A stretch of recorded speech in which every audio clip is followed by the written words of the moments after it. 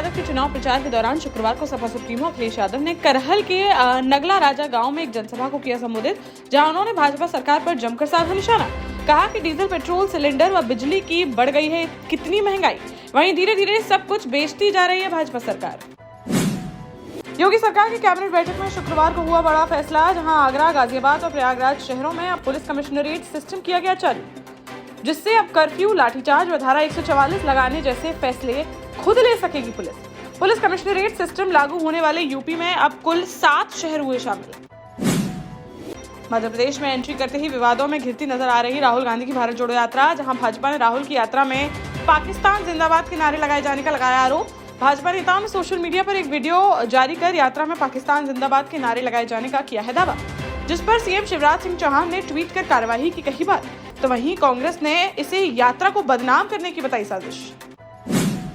गोरखपुर के शाहपुर इलाके में एक सिरफिरे आशिक ने प्रेमिका को पार्क में बुलाकर उस पर चाकू से कर दिया वार। प्रेमिका से गले व पेट पर कई वार होने से वह गंभीर रूप से हो गई घायल, जिसे परिजनों द्वारा तुरंत अस्पताल में कराया गया भर्ती। युवती बोली कि वह घर से भागने का बना रहा था दबाव, जिसका विरोध करने पर उसने कर दिया हमला। पुलिस ने मामला दर्ज कर आरोपी युवक को गिरफ्तार कर भेजा जेल।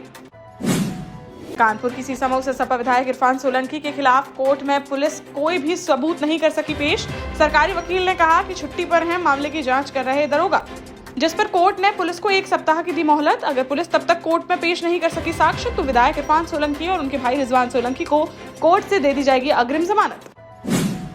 पूर्व सांसद व माफिया अतीक अहमद पर प्रशासन की लगातार कार्यवाही जारी, जहां शुक्रवार को प्रयागराज के धूमनगंज थाना क्षेत्र अंतर्गत कसारी मसारी में अतीक अहमद द्वारा अवैध कमाई से खरीदी गई 6.6 करोड़ की संपत्ति को प्रशासन ने डुगडुगी पिटवाकर व बोर्ड लगाकर कर लिया खुद।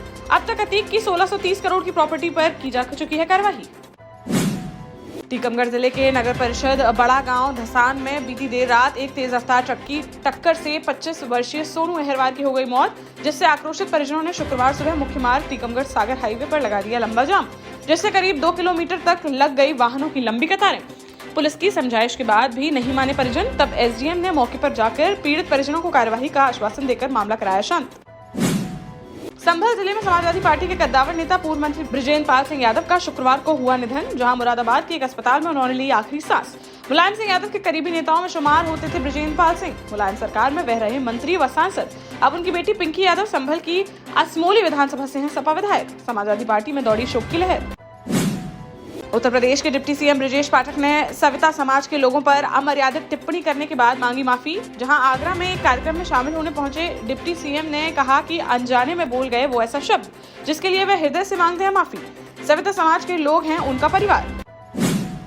निवाड़ी के पृथ्वीपुर में नशा के दुष्परिणाम जानकर शराब बेचने वाले अपने बेटे की शिकायत करने के लिए पुलिस की चौखट पर पहुंची महिला, जहां एसडीओपी कार्यालय पर जाकर उसने की शिकायत कि उसने बेटे से अवैध शराब बेचने के लिए किया मना, तो उसने महिला के साथ कर दी मारपीट। बोली अवैध शराब बेचता है उसका बेटा, उस पर कार्रवाई कर भेज दीजिए जेल।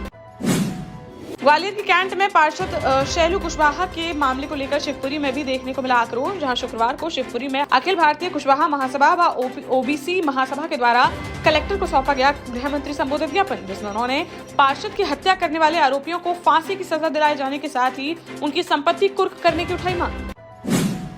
मैनपुरी उपचुनाव में अखिलेश व शिवपाल के एक होने की शिवपाल ने बताई कहानी। कहा कि बहू डिंपल का आया था उनके पास फोन कि वह लड़ रही हैं चुनाव, आपका चाहिए आशीर्वाद, हो जाइए एक, जिस पर शिवपाल ने डिंपल से कहा था कि वह हो जाएंगे एक, लेकिन अखिलेश कुछ गड़बड़ करेंगे तो उसकी डिंपल रहेंगी गवाह। डिंपल ने बोल दिया हाँ, और अगले दिन ही बैठक कर दोनों के बीच मिट गए सारे गिले शिकवे।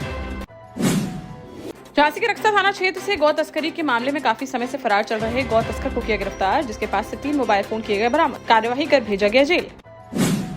झांसी में जगह जगह खाद की किल्लत से परेशान हो रहे किसान, जहां बुआई का निकला जा रहा है समय और उन्हें नहीं मिल पा रही है खाद, जिसको लेकर शुक्रवार को मौट में किसानों ने एसडीएम को सौंपा ज्ञापन, जिसमें उन्होंने खाद की परेशानी दूर करने की उठाई मांग। साथ ही उन्होंने लगाया आरोप कि अधिकारियों की मिलीभगत से दुकानदार द्वारा पक्षपात कर की जा रही है खाद वितरित। भारतीय कुंफू महासंघ के तत्वाधान में राष्ट्रीय कुंफू प्रतियोगिता का लखनऊ के केडी सिंह बाबू स्टेडियम में किया गया आयोजन, जिसमें 16 राज्यों से 400 खिलाड़ियों ने किया प्रतिभाग। झांसी कुंफू संघ से सचिव संजीव यादव ने बताया कि 12 वर्ष आयु के बालिका वर्ग में झांसी की झलक साहू ने जीता स्वर्ण, तो वहीं जुबैर अहमद व यश यादव ने कांस्य पदक जीतकर जिले का नाम किया रोशन। झांसी के बसने बांध से अधिक पानी छोड़े जाने के कारण आसपास के 8 गांवों में किसानों की जमीन हो गई जलमग्न, जिससे परेशान दर्जनों किसानों ने शुक्रवार को कलेक्ट्रेट पहुंचकर किया प्रदर्शन। जिलाधिकारी को ज्ञापन देकर उक्त जमीनों का निरीक्षण कराकर उचित मुआवजा दिलाए जाने की उठाई मांग।